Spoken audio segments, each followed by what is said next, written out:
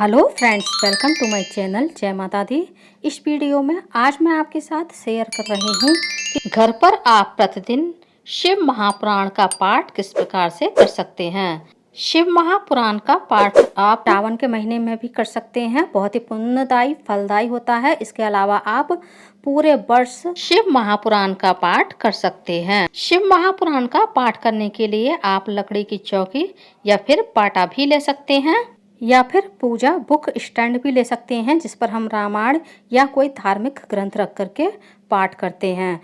यदि आपके पास इस तरह का बुक स्टैंड ना हो तो आप लकड़ी की चौकी पर या फिर पाटे पर कपड़ा बिछा करके आप शिव महापुराण का पाठ कर सकते हैं। शिव महापुराण को या फिर किसी भी धार्मिक ग्रंथ को आपको हमेशा किसी लाल या पीले वस्त्र में ही ढक कर यानी कवर करके रखना चाहिए। इस तरह से कोई भी धार्मिक ग्रंथ बिना कपड़े के नहीं रखना चाहिए।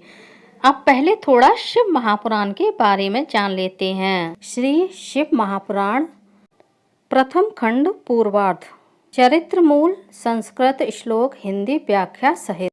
और ये शिव पुराण मेरा गीता प्रेस गोरखपुर का है, तो आप भी गीता प्रेस गोरखपुर का इस तरह का शिव पुराण पाठ करने के लिए खरीद सकते हैं। शिव महापुराण का यह प्रथम खंड है और ये द्वितीय खंड है। द्वितीय खंड उत्तरार्ध। इस प्रकार से शिव महापुराण के दो खंड हैं, प्रथम पूर्वार्ध और दूसरा उत्तरार्ध। ये दोनों ही पुस्तकें मैंने एक साथ मंगाई हैं और दोनों पुस्तकें काफ़ी मोटी हैं। प्रथम खंड में 1061 पेज हैं और द्वितीय खंड में 1072 पेज हैं। इस तरह से दोनों ही पुस्तकें काफ़ी मोटी हैं। यदि आप डेली शिव महापुराण का पाठ करते हैं तो आप बहुत ही जल्दी शिव महापुराण को संपूर्ण कर लेंगे, यानी पूरा पाठ आप बहुत ही जल्दी पूर्ण कर सकते हैं। अब शिव महापुराण के अंदर क्या है, इसे कैसे पढ़ना चाहिए, इसके पाठ की विधि क्या है, ये जान लेते हैं। जब हम शिव पुराण की पुस्तक को ओपन करेंगे तो एक वाइट पेज आएगा। उसके बाद इस तरह से दूसरे पेज पर महाशिव पुराण में कौन कौन से खंड दिए हैं, कितने खंड हैं, उसकी सारी व्याख्या इस पेज पर दी हुई है। साथ ही वंदना भी लिखी है भगवान भोलेनाथ की। त्वमेव माता च पिता त्वमेव, त्वमेव बंधु च सखा त्वमेव, त्वमेव विद्या द्रढ़ं त्वमेव, त्वमेव सर्वं मम देव देवा।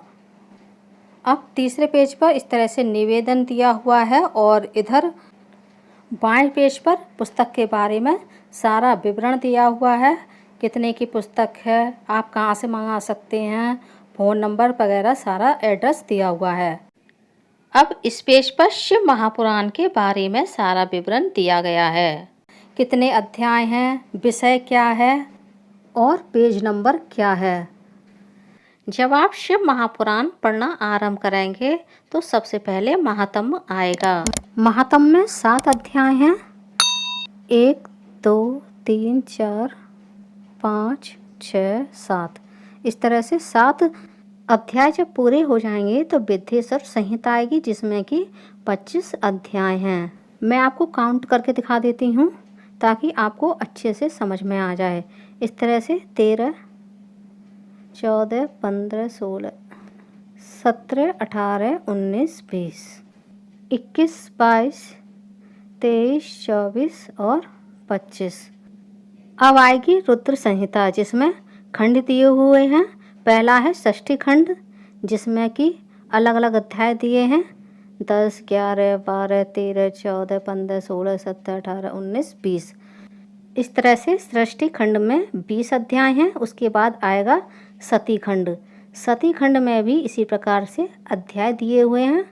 ये अध्याय आप अपने समय के अनुसार डेली 5 7 11 या फिर एक अध्याय का भी आप अध्ययन कर सकते हैं।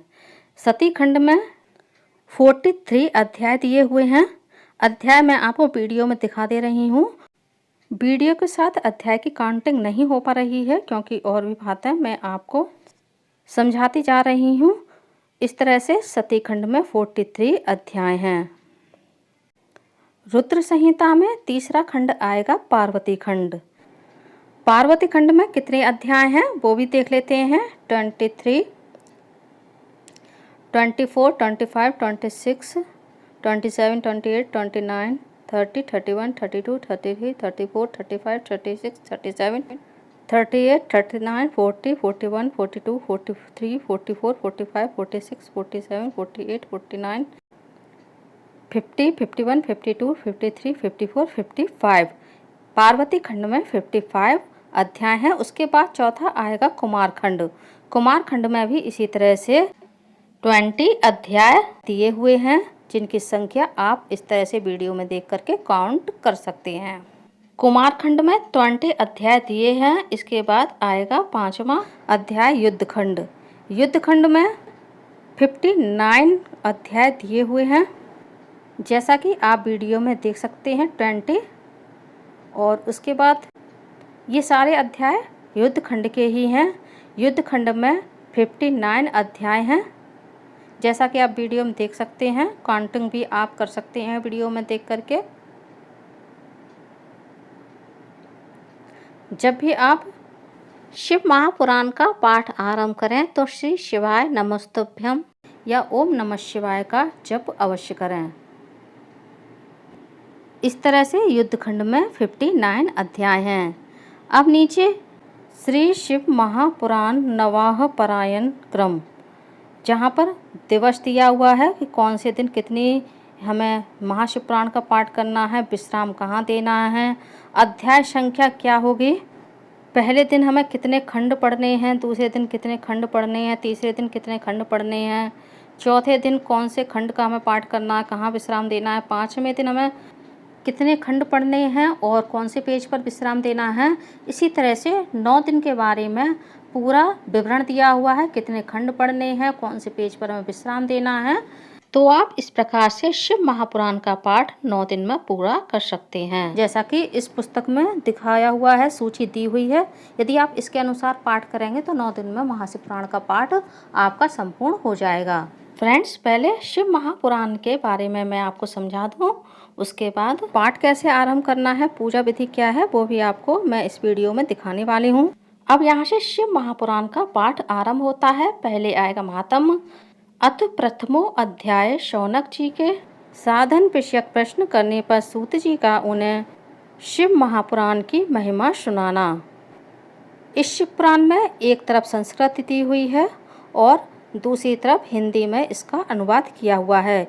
यदि आप संस्कृत में आसानी से पढ़ सकते हैं, शुद्ध उच्चारण कर सकते हैं, तो आप संस्कृत में पढ़ लीजिएगा, वरना आप हिंदी में पूरा पाठ कर सकते हैं। इसीलिए भक्तों की सुविधा के लिए एक तरफ संस्कृत और एक तरफ हिंदी में पूरी शिव महापुराण का विवरण दिया गया है, ताकि जिन भक्तों को संस्कृत नहीं आती है वो आसानी से हिंदी में शिव महापुराण का पाठ कर सकें। एक बार और समझ लेते हैं। शिव महापुराण के प्रथम खंड में महात्म आएगा, जिसमें 7 अध्याय हैं। विद्येश्वर संहिता में 25 अध्याय हैं। रुद्र संहिता में 5 खंड हैं, जिसमें फर्स्ट षष्ठी खंड में 20 अध्याय हैं। सेकंड सती खंड में 43 अध्याय हैं। थर्ड पार्वती खंड में 55 अध्याय हैं। फोर्थ कुमार खंड में 20 अध्याय हैं और 5 युद्ध खंड में 49 अध्याय हैं। ये अध्याय प्रथम खंड शिव महापुराण के हैं। शिव महापुराण के प्रथम खंड में इस तरह के कुछ चित्र दिए हैं, जिसमें देवता और मुनि भगवान भोलेनाथ की स्तुति कर रहे हैं। दूसरे पेज में सती जी का आश्रय दिखाया गया है। तीसरे पेज में गुफा में गौरी शंकर दिखाए गए हैं। चौथे पेज में सप्तऋषि और माता पार्वती हैं। 5वें पेज पर भगवान भोलेनाथ की विकट बारात को दिखाया गया है।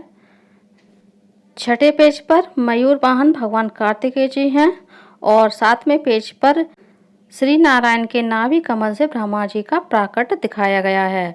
8वें पेज पर वर वेश में भगवान भोलेनाथ और वधु वेश में माता पार्वती की फोटो दी गई है। अब बात करते हैं श्री शिव महापुराण आरंभ करने से पहले हमें कौन से नियम अपनाने चाहिए, शिव महापुराण की पूजा कैसे करनी चाहिए। तो जब भी आप पाठ आरंभ करें, एक घी का या फिर तिल के तेल का दीपक ले लें, जल का एक कलश ले लें, बेलपत्र हो तो आप बेलपत्र ले लें, वरना आप फूल भी ले सकते हैं। साथ ही तिलक के लिए आप पीला चंदन ले लें।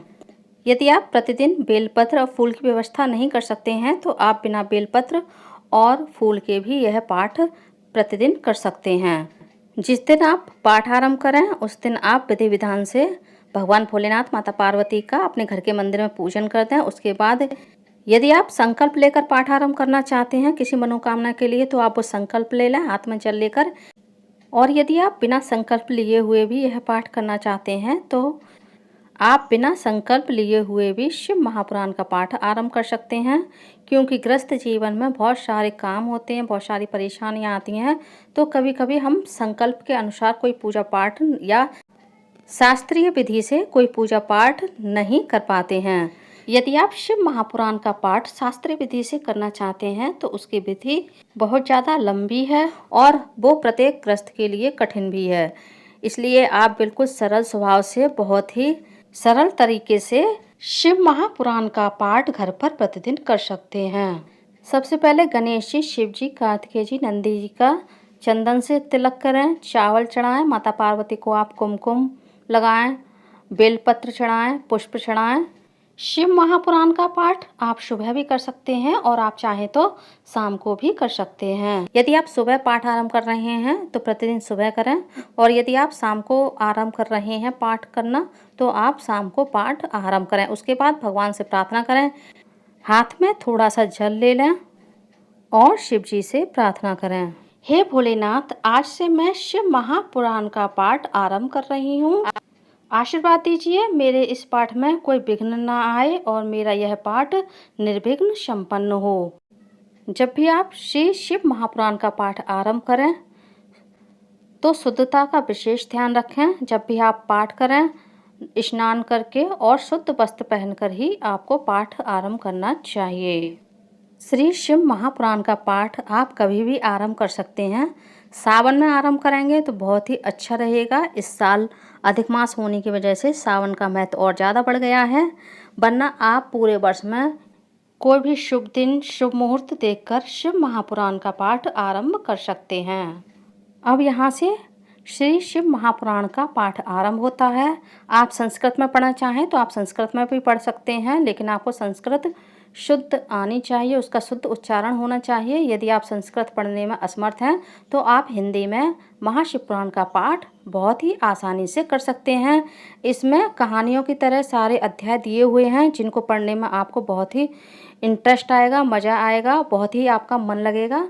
और अब बात आती है हमें कितने अध्याय प्रतिदिन पढ़ने चाहिए। तो आपके पास जैसा टाइम हो आप उसके अनुसार से 5, 7, 11, 21, 51, या फिर आपके पास टाइम नहीं है तो आप एक अध्याय भी प्रतिदिन पढ़ सकते हैं। फ्रेंड्स, शिव महापुराण का पाठ आरंभ करने से पहले आपको प्रतिदिन श्री शिवाय नमस्तुभ्यम का कीर्तन करना चाहिए। जैसा भी आपके पास टाइम हो, 5 मिनट, 10 मिनट, और जब भी आप पाठ को विराम दें तब भी आपको श्री शिवाय नमस्तुभ्यम या ओम नमः शिवाय का जाप करना चाहिए। उसके बाद शिव महापुराण की आरती करें, श्रद्धा भक्तिभाव से शिव महापुराण को प्रणाम करें और शुद्ध साफ जगह पर शिव महापुराण को रख दें। फ्रेंड्स, मेरे पास बहुत सारे कमेंट्स आ रहे थे कि मैम शिव महापुराण के बारे में हमें विस्तार से जानकारी दीजिएगा कि शिव पुराण में क्या है, उसमें कितने अध्याय हैं, उसे कैसे पढ़ना चाहिए, सरल तरीके से हम प्रतिदिन किस तरह से पाठ कर सकते हैं, उसके नियम क्या हैं। फ्रेंड्स, मैंने भी बहुत यूट्यूब पर सर्च किया, इस तरह की वीडियो अभी तक किसी ने नहीं डाली है, तो मैंने सोचा चलो आपकी इच्छा पूरी कर देते हैं, इस पर एक वीडियो बना ही देते हैं। तो मैंने ये वीडियो बना दिया है आप लोगों के लिए। तो आप लोग इस वीडियो को ज़्यादा से ज़्यादा शेयर करें ताकि और लोग भी इस वीडियो का लाभ उठा सकें। फ्रेंड्स, यूट्यूब पर सबसे पहले मैंने ही रामायण के बारे में अपने चैनल पर वीडियो डाला था कि रामायण का पाठ घर पर प्रतिदिन सरल तरीके से आप किस प्रकार से कर सकते हैं। रामायण की चौपाई किस प्रकार से पढ़नी चाहिए, दोहे कितने पढ़ने चाहिए प्रतिदिन, कहाँ विश्राम देना चाहिए, या फिर आरंभ कैसे करना चाहिए, रामायण का संपुट कैसे लगाएं, कहाँ पर संपुट लगाएं, और रामायण का समापन किस प्रकार से करना चाहिए। पहले YouTube पर इस बारे में एक भी वीडियो नहीं थी, बाद में तो बहुत सारी वीडियो आ गई हैं। मैं भी घर पर प्रतिदिन शिव महापुराण का पाठ करती हूँ, वो इसी विधि से करती हूँ। फ्रेंड्स, श्री शिव महापुराण का पाठ प्रतिदिन घर पर किस प्रकार से करना चाहिए, ये जो जानकारी मैंने दी है आप लोगों को पसंद आएगी। पसंद आए तो ज़्यादा से ज़्यादा लाइक करें, शेयर करें, साथ ही बेल आइकन को प्रेस कर दें ताकि हमारे आने वाली सारी लेटेस्ट वीडियो की नोटिफिकेशन आप लोगों को टाइम से मिल सके। कमेंट्स बॉक्स में हर हर महादेव अवश्य लिखिएगा। धन्यवाद फ्रेंड्स। हर हर महादेव। ओम नमः शिवाय।